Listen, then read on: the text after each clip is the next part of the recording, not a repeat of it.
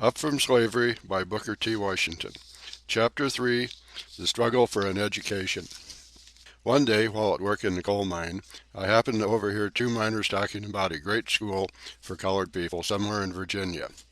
This was the first time that I'd ever heard anything about any kind of school or college that was more pretentious than the little colored school in our town. In the darkness of the mine, I noiselessly crept as close as I could to the two men who were talking. I heard one tell the other that not only was the school established for the members of any race, but the opportunities that it provided by which poor but worthy students could work out all or a part of the cost of a board, and at the same time be taught some trade or industry. As they went on describing the school, it seemed to me that it must be the greatest place on earth, and not even heaven presented more attractions for me at that time than did the Hampton Normal and Agricultural Institute in Virginia, about which these men were talking. I resolved at once to go to that school, although I had no idea where it was, or how many miles away, or how I was going to reach it. I remembered only that I was on fire constantly with one ambition, and that was to go to Hampton. This thought was with me day and night. After hearing of the Hampton Institute, I continued to work for a few months longer in the coal mine. While at work there, I heard of a vacant position in the household of General Lewis Ruffner, the owner of the salt furnace and coal mine. Mrs. Viola Ruffner, the wife of General Ruffner, was a Yankee woman from Vermont. Mrs. Ruffner had a reputation all through the vicinity for being very strict with her servants, and especially with the boys who tried to serve her. Few of them remained with her for more than 2 or 3 weeks. They all left with the same excuse: she was too strict. I decided, however, that I would rather try Mrs. Ruffner's house than remain in the coal mine, and so my mother applied to her for the vacant position. I was hired at a salary of $5 per month. I had heard so much about Mrs. Ruffner's severity that I was almost afraid to see her, and trembled when I went into her presence. I had not lived with her many weeks, however, before I began to understand her. I soon began to learn that, first of all, she wanted everything kept clean about her, that she wanted things done promptly and systematically, and at the bottom of everything she wanted absolute honesty and frankness. Nothing must be sloven or slipshod. Every door, every fence, must be kept in repair. I cannot now recall how long I lived with Mrs. Ruffner before going to Hampton, but I think it must have been a year and a half. At any rate, I here repeat what I have said more than once before, that the lessons that I learned in the home of Mrs. Ruffner were as valuable to me as any education I have ever gotten anywhere else. Even to this day, I never see bits of paper scattered around a house or in a street that I do not want to pick them up at once. I never see a filthy yard that I do not want to clean it, a paling off a fence that I do not want to put it on, an unpainted or unwhitewashed house that I do not want to paint or whitewash it, or a button off one's clothes or a grease spot on them or on the floor that I do not want to call attention to it. From fearing Mrs. Ruffner, I soon learned to look upon her as one of my best friends. When she found that she could trust me, she did so implicitly. During the 1 or 2 winters that I was with her, she gave me an opportunity to go to school for an hour in a day during a portion of the winter months, but most of my studying was done at night, sometimes alone, sometimes under someone whom I could hire to teach me. Mrs. Ruffner always encouraged and sympathized with me in all my efforts to get an education. It was while living with her that I began to get together my first library. I secured a dry goods box, knocked out one side of it, put some shelves in it, and began putting into it every kind of book that I could get my hands upon, and called it my library. Notwithstanding my success at Mrs. Ruffner's, I did not give up the idea of going to the Hampton Institute. In the fall of 1872, I determined to make an effort to get there, although, as I have stated, I had no definite idea of the direction in which Hampton was, or of what it would cost to go there.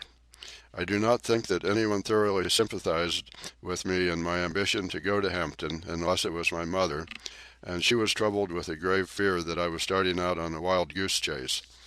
At any rate, I only got a half-hearted consent from her that I might start. The small amount of money that I had earned had been consumed by my stepfather and the remainder of the family, with the exception of a very few dollars, and so I had very little with which to buy clothes and pay my traveling expenses. My brother John helped me all that he could, but of course that was not a great deal, for his work was in the coal mine where he did not earn much, and most of what he did earn went in the directions of paying the household expenses. Perhaps the thing that touched and pleased me the most in connection with my starting for Hampton was the interest that many of the older colored people took in the matter. They had spent the best days of their lives in slavery, and hardly expected to live to see the time when they would see a member of their race leave home to attend a boarding school. Some of these older people would give me a nickel, others a quarter, or a handkerchief. Finally the great day came, and I started for Hampton. I had only a small, cheap satchel that contained a few articles of clothing I could get. My mother at the time was rather weak and broken in health. I hardly expected to see her again, and thus our parting was all the more sad. She, however, was very brave through it all. At that time there were no trains connecting that part of West Virginia with eastern Virginia. Trains ran only a portion of the way, and the remainder of the distance was traveled by stagecoaches. The distance from Malden to Hampton is about 500 miles. I had not been away from home many hours before it began to grow painfully evident that I did not have enough money to pay my fare to Hampton. One experience I shall long remember. I had been traveling over the mountains most of the afternoon in an old-fashioned stagecoach when, late in the evening, the coach stopped for the night at a common unpainted house called a hotel. All the other passengers except myself were whites. In my ignorance, I supposed that the little hotel existed for the purpose of accommodating the passengers who traveled on the stagecoach. The difference that the color of one's skin would make I had not thought anything about. After all the other passengers had been shown rooms and were getting ready for supper, I shyly presented myself before the man at the desk. It is true, I had practically no money in my pocket with which to pay for bed or food, but I had hoped in some way to beg my way into the good graces of the landlord, for at that season in the mountains of Virginia the weather was cold, and I wanted to get indoors for the night. Without asking as to whether I had any money, the man at the desk firmly refused to even consider the matter of providing me with food or lodging. This was my first experience in finding out what the color of my skin meant. In some way I managed to keep warm by walking about, and so got through the night. My whole soul was so bent upon reaching Hampton that I did not have time to cherish any bitterness towards the hotel keeper. By walking, begging rides both in wagons and in the cars, in some way, after a number of days, I reached the city of Richmond, Virginia, about 82 miles from Hampton. When I reached there, tired, hungry, and dirty, it was late in the night. I had never been in a large city, and this rather added to my misery. When I reached Richmond, I was completely out of money. I had not a single acquaintance in the place, and being unused to city ways, I did not know where to go. I applied at several places for lodging, but they all wanted money, and that was what I did not have. Knowing nothing else better to do, I walked the streets. In doing this, I passed by many food stands where fried chicken and half-moon apple pies were piled high and made to present a most tempting appearance. At that time, it seemed to me that I would have promised all that I expected to possess in the future to have gotten hold of one of those chicken legs or one of those pies. But I could get neither of these nor anything else to eat. I must have walked the streets till after midnight. At last I became so exhausted that I could walk no longer. I was tired, I was hungry, I was everything but discouraged. Just about the time when I reached extreme physical exhaustion, I came upon a portion of a street where the board sidewalk was considerably elevated. I waited for a few minutes, till I was sure that no passers-by could see me, and then crept under the sidewalk and lay for the night upon the ground, with my satchel of clothing for a pillow. Nearly all night I could hear the tramp of feet over my head. The next morning I found myself somewhat refreshed, but I was extremely hungry, because it had been a long time since I had had sufficient food. As soon as it became light enough for me to see my surroundings, I noticed that I was near a large ship, and that this ship seemed to be unloading a cargo of pig iron. I went at once to the vessel, and asked the captain to permit me to help unload the vessel in order to get money for food. The captain, a white man, who seemed to be kind-hearted, consented. I worked long enough to earn money for my breakfast, and it seems to me, as I remember it now, to have been about the best breakfast I have ever eaten. My work pleased the captain so well that he told me, if I desired, I could continue working for a small amount per day. This I was very glad to do. I continued working on this vessel for a number of days. After buying food with the small wages I received, there was not much left to add on the amount I must get to pay my way to Hampton.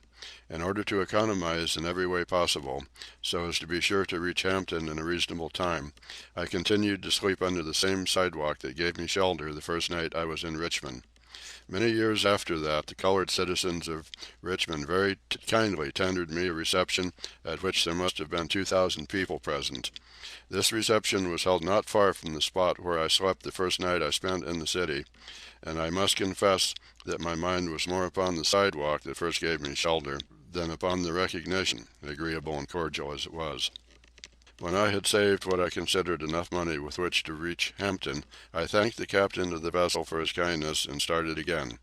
Without any unusual occurrence I reached Hampton with a surplus of exactly 50 cents with which to begin my education. To me it had been a long, eventful journey, but the first sight of the large, three-story brick school building seemed to have rewarded me for all that I had undergone in order to reach the place. If the people who gave the money to provide that building could appreciate the influence the sight of it had upon me, as well as upon thousands of other youths, they would feel all the more encouraged to make such gifts. It seemed to me to be the largest and most beautiful building I had ever seen. The sight of it seemed to give me new life. I felt that a new kind of existence had now begun, that life would now have a new meaning. I felt that I had reached the promised land, and I resolved to let no obstacle prevent me from putting forth the highest effort to fit myself to accomplish the most good in the world. As soon as possible after reaching the grounds of the Hampton Institute, I presented myself before the head teacher for an assignment to a class. Having been so long without proper food, a bath, and a change of clothing, I did not, of course, make a very favorable impression upon her, and I could see at once that there were doubts in her mind about the wisdom of admitting me as a student. I felt that I could hardly blame her if she got the idea that I was a worthless loafer or tramp. For some time she did not refuse to admit me, nor did she decide in my favor, and I continued to linger about her and to impress her with all the ways I could with my worthiness. In the meantime I saw her admitting other students, and that added greatly to my discomfort, for I felt, deep down in my heart, that I could do as well as they, if I could only get a chance to show what was in me. After some hours had passed, the head teacher said to me, "The adjoining recitation room needs sweeping. Take the broom and sweep it." It occurred to me at once that here was my chance. Never did I receive an order with more delight. I knew that I could sweep, for Mrs. Ruffner had thoroughly taught me how to do that when I lived with her. I swept the recitation room 3 times. Then I got a dusting cloth and dusted it 4 times. All the woodwork around the walls, every bench, table, and desk I went over 4 times with my dusting cloth. Besides, every piece of furniture had been moved, and every closet and corner in the room had been thoroughly cleaned. I had the feeling that in a large measure my future depended upon the impression I made upon the teacher in the cleaning of that room. When I was through, I reported to the head teacher. She was a Yankee woman who knew just where to look for dirt. She went into the room and inspected the floor and closets, then she took her handkerchief and rubbed it on the woodwork, about the walls, and over the table and benches. When she was unable to find one bit of dirt on the floor, or a particle of dust on any of the furniture, she quietly remarked, "I guess you will do to enter this institution." I was one of the happiest souls on earth.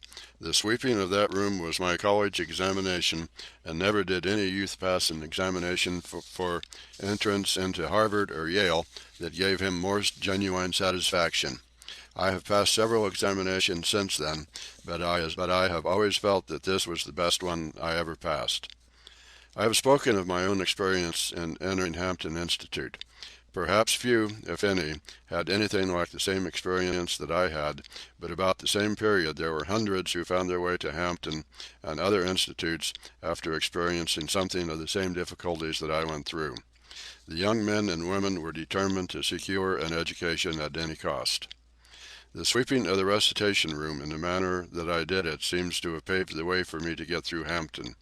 Miss Mary F. Mackey, the head teacher, offered me a position as janitor. This, of course, I gladly accepted, because it was a place where I could work out nearly all the cost of my board. The work was hard and tasking, but I stuck to it. I had a large number of rooms to care for, and had to work late into the night, while at the same time I had to rise by 4 o'clock in the morning in order to build the fires and have a little time in which to prepare my lessons. In all my career at Hampton, and ever since I have been out in the world, Miss Mary F. Mackey, the head teacher to whom I have referred, proved one of my strongest and most helpful friends. Her advice and encouragement were always helpful in strengthening me in the darkest hour. I have spoken of the impression that was made upon me by the buildings and the general appearance of the Hampton Institute, but I have not spoken of that which made the greatest and most lasting impression on me, and that was a great man, the noblest, rarest human being that it has ever been my privilege to meet. I refer to the late General Samuel C. Armstrong. It has been my fortune to meet personally many of what are called great characters, both in Europe and America, but I do not hesitate to say that I never met any man who, in my estimation, was the equal of General Armstrong. Fresh from the degrading influences of the slave plantation and the coal mines, it was a rare privilege for me to be permitted to come into direct contact with such a character as General Armstrong. I shall always remember that the first time I went into his presence, he made the impression upon me of being a perfect man. I was made to feel that there was something about him that was superhuman. It was my privilege to know the General personally from the time I entered Hampton till he died, and the more I saw of him the greater he grew in my estimation. One might have removed from Hampton all the buildings, classrooms, teachers, and industries, and given the men and women there the opportunity of coming into daily contact with General Armstrong, and that alone would have been a liberal education. The older I grow, the more I am convinced that there is no education which one can get from books and costly apparatus that is equal to that which can be gotten from contact with great men and women. Instead of studying books so constantly, how I wish our schools and colleges might learn to study men and things. General Armstrong spent 2 of the last 6 months of his life in my home at Tuskegee. At that time he was paralyzed to the extent that he had lost control of his body and voice in a very large degree. Notwithstanding his affliction, he worked almost constantly, day and night, for the cause to which he had given his life. I never saw a man who so completely lost sight of himself. I do not believe that he ever had a selfish thought. He was just as happy in trying to assist some other institute in the South as he was when working for Hampton.